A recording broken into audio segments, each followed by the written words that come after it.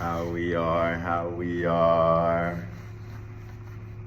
Back at it again with another video, YouTube episode. It's your guy, Steven Ukiteri. You can see I'm happy to be alive today, standing on my 2 feet, being able to give y'all this message. Today we have a very important topic. This topic is on you versus you. You know what I'm saying?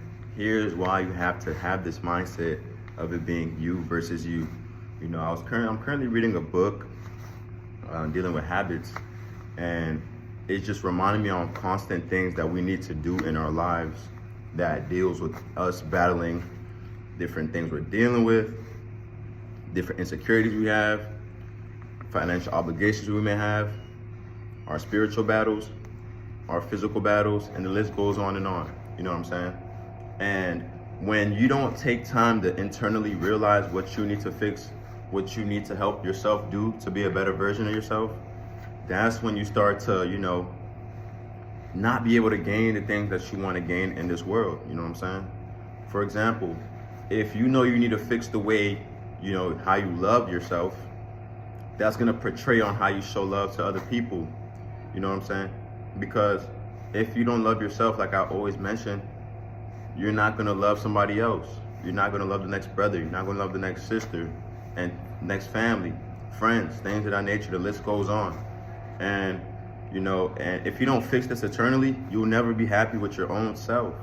Another example, if you're always bad with managing money, you have to realize that, okay, let me make a budgeting plan. Let me make a strategic plan that will help me be the best version of myself financially so I can enjoy my time back. You know what I'm saying? Let me invest in a certain business. Let me invest in real estate.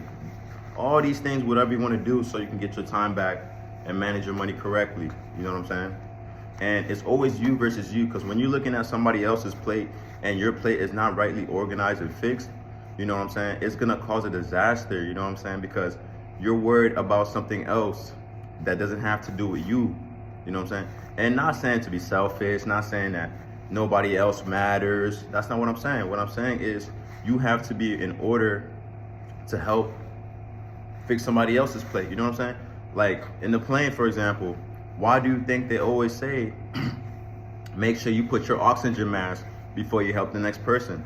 Because if you don't help yourself get the air, how are you going to help somebody else get air? You know what I'm saying? You guys are both going to die. You know what I'm saying? So you have to understand this analogy and implement it in your daily life, And when you do that, you will be a vessel, and people will try to lean towards you for advice. People will try to come towards you for lessons, and spiritual things that you can help them with. You can be starting to pray for people.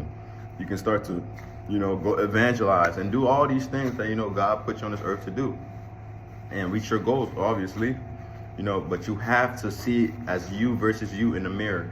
You have to get up every day, say, I love myself. You are great. You are great.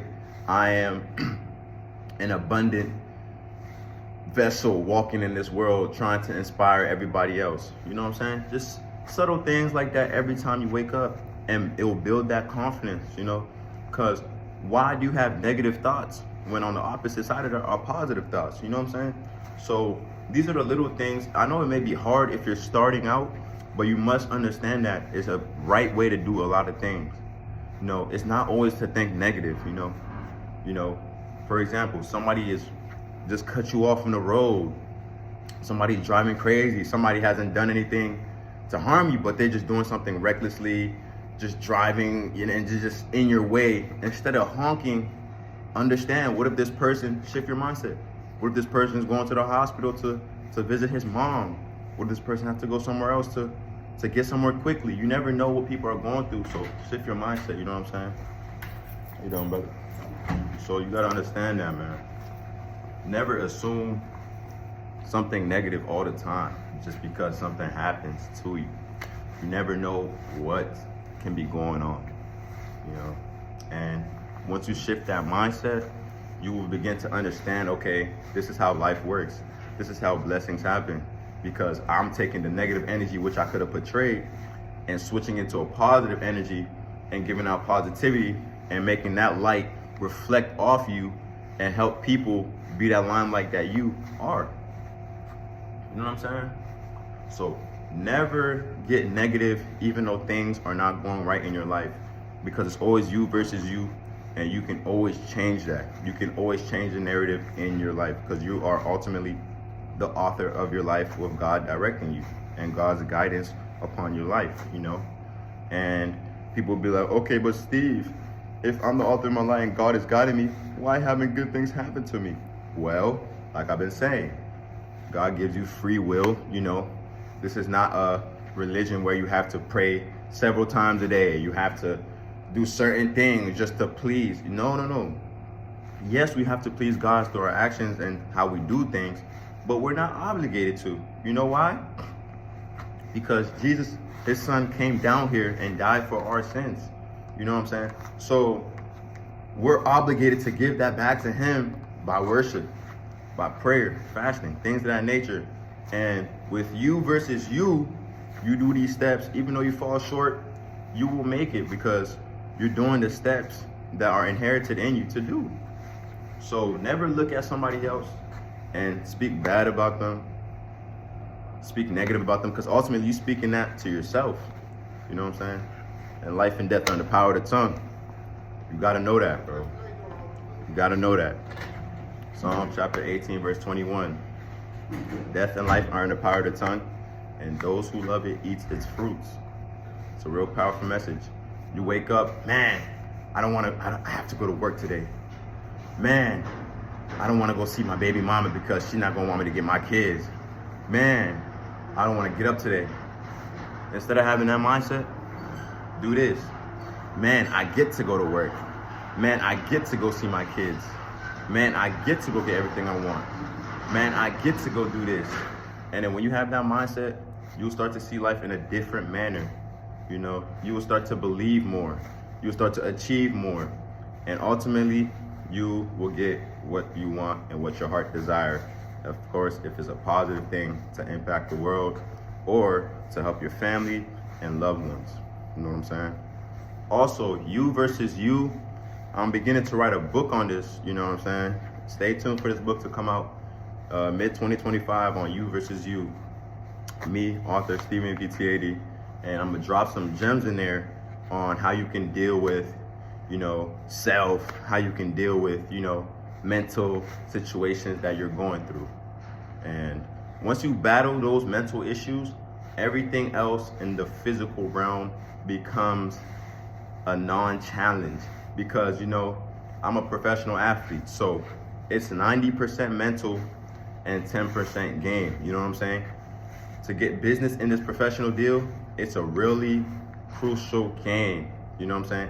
It's 90% business, who you know, agency, things of that nature, and 10% skill, what you can do on the court. And once I realized that, I started to shift my mindset. I started to say, okay, I know such and such, let me reach out to such and such so I can get an opportunity here. Because I already know I've been working so long with the skills, so it's always gonna be there. Of course, I still gotta tighten up and do other things to keep my game up, but it's still a business world.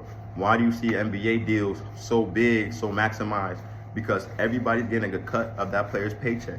So you may think that player is getting all the money, but no. They have NBA fees, player portal fees, where all the players put money in so the league can still be going and generated. You have agent fees, you have all these other fees that you don't see, you know? And you have to understand that everybody gets a piece of the pie. You know, once you think that you are doing it, it's your money, it's my car, it's my house, it's my, that's when God is like, wow, I brought you here and you thinking that's you? Nah, that's why God is really, he really like judges with your heart when it comes to your treasure. And a good thing my bishop preached about, it really enlightened me, because it's true. Like, once you get money, it's like, okay, what are you going to do with it? Are you going to be stingy? Are you not going to be a cheerful giver? Are you going to be a bad steward? Because that's when you really see a person's heart, when they get riches and what they do with it. You know what I'm saying? So today is you versus you. I hope y'all stay blessed. I love y'all. You in.